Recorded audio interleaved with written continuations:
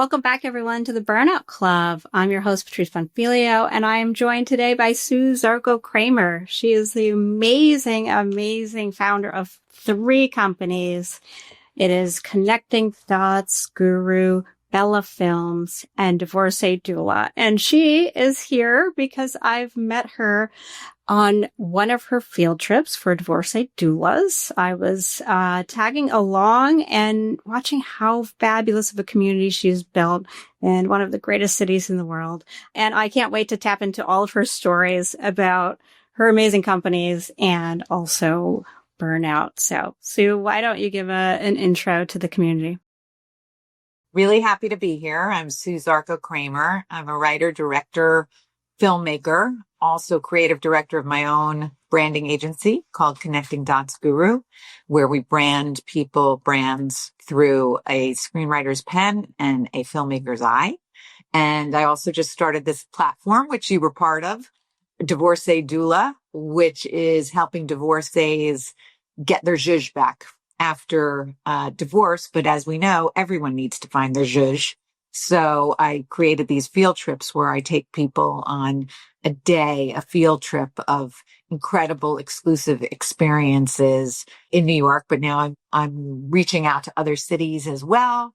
But you were part of my wonderful tribe of women in New York, where we did an adventurous divorcee doula field trip. And we had many that weren't divorced, but just looking to find some zhuzh, which we all need. You know, my need for zhuzh wasn't coming from divorce, but it still remained that I needed some zhuzh. So Sue's the person that has it, and she knows how to get it for you. So I felt very refreshed after that day because of the people that you put together, the way we worked through the city, all of the relationships that you brought in, for whether it was a designer or someone in the beauty space. It felt so curated and so real, right? I think we need more of those experiences, like, you know, outside of your computer and social media. You're doing something very special for a lot of women. So thank you for that. It's been one of the most gratifying things I've ever done. Yeah. It's just seeing people transform and feel their best selves. And everyone gets insecure at every age and not feeling their best selves, whether it's, you know, the morning you wake up and you look at yourself and you're like, oh my gosh, what is that blemish? Or what is that? Or I gained weight, or I did this, or the day at work didn't go well, or that my kids are driving me crazy, whatever it is. You know, we often wake up and are very critical of ourselves and often need people who are not our inner circle to show us that we are beautiful and empowered and can be, you know, find your zhuzh and your style. And so that's what I'm doing. And it's like, I'm literally seeing people go from just this kind of neutral place to like wings and flying. And that is just so satisfying. It's the work that I'm doing is just like, it feeds me. Yeah. I thought it was, at least for me personally, so well timed because adding zhuzh was not on my checklist, right? Like I have a ton of things going on in business and my personal life of what I'm building, and that element was missing. But it's something that adds to the fire within you. Highly recommend. And if you are moving to other cities, then, you know, I will definitely be a sounding board. You should do a field trip day with Sue. I Zoom now with people from across the country in terms of going through their wardrobe, changing their narrative. What is it in terms of, you know, I don't really love the word coach or like life coach isn't who I am. It's more just, you know, a zhuzher. In terms of like narratively helping people with their own inner story and their own inner narrative and how that looks to the outside as well. So I do everything with Bobby Brown's Jones Road, as you were there when we did makeovers, and I work with Caddis glasses because glasses are a huge thing of changing someone's look, and a ton of designers and lingerie, and And then really diving into also just storytelling of what are the stories that we tell each other or tell ourselves every morning? What are we telling ourselves when we wake up in the morning, when we go to bed at night? And so that's another part of my storytelling from being a filmmaker that's, bleeding into this wonderful new work. It was so different for me because I'm nowhere near, right, the storytelling and the Hollywood productions. Yeah, it's just not how I think about the world. So to have that lens that you're borrowing for the day from Sue was something different. And that's what I'm trying to do every so often, just kind of shake it up, have a new element. And I'm always surprised in a positive way of what I end up taking away from the situation.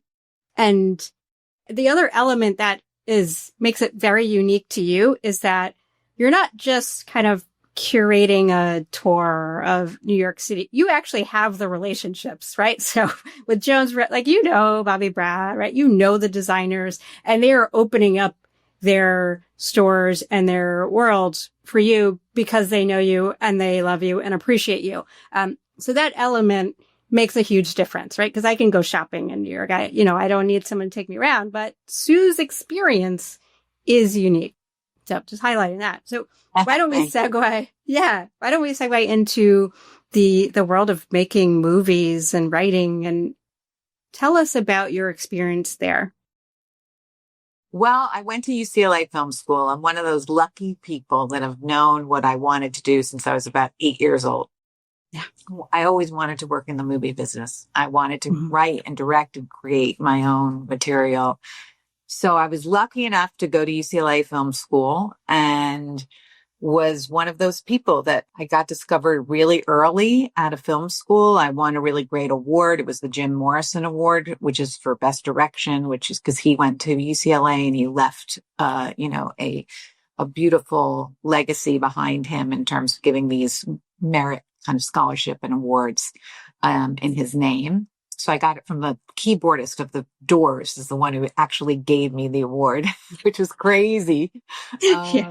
It was so crazy because my dad had flown in. My mother couldn't make it, but he said, want to call up the winner of the Jim Morrison Award and give this to you? And I went up on the stage. My dad was so happy. And then Raymond Zarek goes, now in Jim's name, go do some shrooms tonight and celebrate.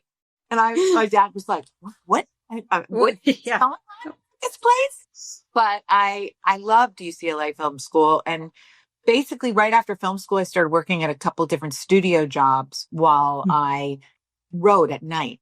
And then I made so many contacts through being at studio jobs that within a year, I kind of put an anonymous name on a script and sent it to a bunch of agents saying like, oh, I just read this. I'm just curious what you think. And they were like, we want to sign whoever this is. They're great. Can we set a meeting? And I'm like, set a meeting? Yeah.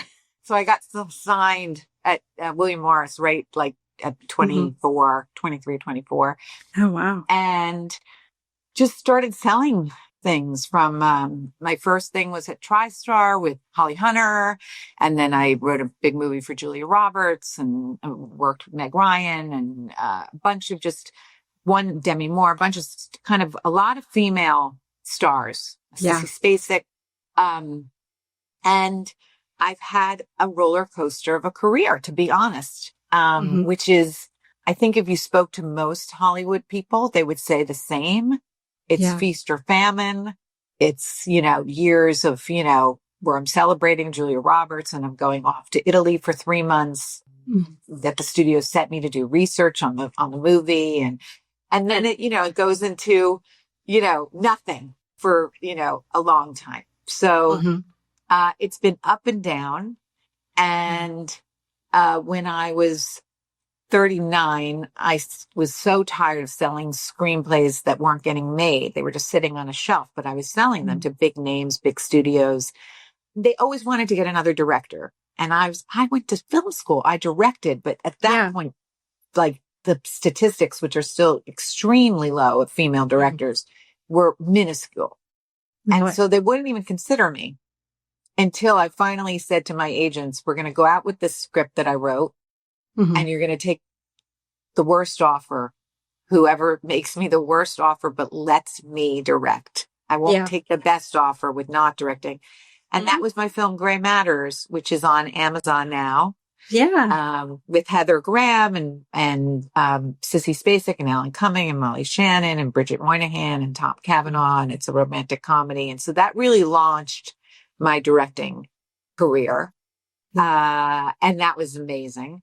And so it's been still the same of up and down, up and down, up and down until last year when I was having, or about now it's 2 years, a big burnout moment, giant, of being really tired of having a bunch of cooks in my kitchen who don't even know how to cook, of hearing every note from every studio, of people telling me what to say, do, what it should sound like, what it should be like.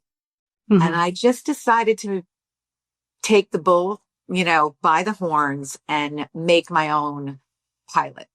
Yeah. Which is called Swipe NYC. And you could see the trailer on Instagram at Swipe NYC. And that was, it's a game changer moment for me because I just decided I was going to do it all on my own. And I wrote the script in 10 days. Oh, wow. It was crazy. And not one word is not on the same script that I wrote is exactly what we filmed. It's not like I didn't need any edits. That's insane. Wow. It was one of those serendipitous moments that happens where all the stars align and you're like, this is right. Yeah. And Swipe is an autobiographical, fictionalized autobiographical tale that stars Lisa Edelstein, who plays me. Bridget Moynihan plays my Pilates instructor. Richard Schiff plays a date. And it's all about throwing myself into the world of online dating post-divorce and being not only a fish out of water, but a fish that didn't even know how to swim. Like I was, really like flopping fish. So I did it and we made it. And I got Bridget Moynihan and David Kelsey to produce it with me. And the strike hit. So we weren't able to take it out at the time to everyone. So instead we went to all the film festivals and we won most of them. We did a year and a half of film festivals and, over 14 awards. And it was so gratifying to have everything exactly how I wanted it to be done. My vision, the teamwork of who helped me get it made, but my words, my voice. And funny enough, through Swipe, I got this huge following of women who were like, oh my God, you're giving me hope that I could have a life post-divorce and that you're giving me hope to go out and date again. And you're the authentic Carrie Bradshaw. You're like the real kind of, not, walking around the street in tulle. Even though nothing against Carrie Bradshaw or Sarah Jessica, but I don't know if anyone's wearing those outfits. We're not going shopping for, the new Sex and the City or the old Sex and the City. So they related to it. And that's what birthed Divorcee Doula, that I realized that I really love styling people, helping them find their voice again and creating these experiences that I've always been a connector. Yeah. I've always kind of just locked in with people that, I've met. Bobby Brown through our premiere at the Montclair Film Festival. We connected and then was off to the races. And now she's a giant ambassador for Divorcee Doula. And that's been my life. My life has been really locking in with people and connecting with people. And now I'm able to share these exclusive connections and help people kind of also feel like $1 million. We don't have to be Kim Kardashian to get these moments. We can actually have these moments. I had Ula Johnson close her store for me, pouring pink Perrier Jouet in these beautiful coupes. It was like a Pretty Woman moment, like where, like all of my clients were like, what is happening here? Like, Yeah. this is the most incredible, nurturing, beautiful, exclusive moment that I'm giving to people because I want them to feel that, that they can be their best selves. And so I'm juggling it all. Yes. And doing it so well. Congratulations. Because I did see Swipe NYC and I thought it was hilarious, but at the same time, realistic. You're grounded in reality, and it's because it's autobiographical. And I mean, the stories are just so wild, but that's what's actually happening. You're bringing reality to people and making it feel like, oh, you're not alone. This is happening and you can do it. And, you just do it with a laugh.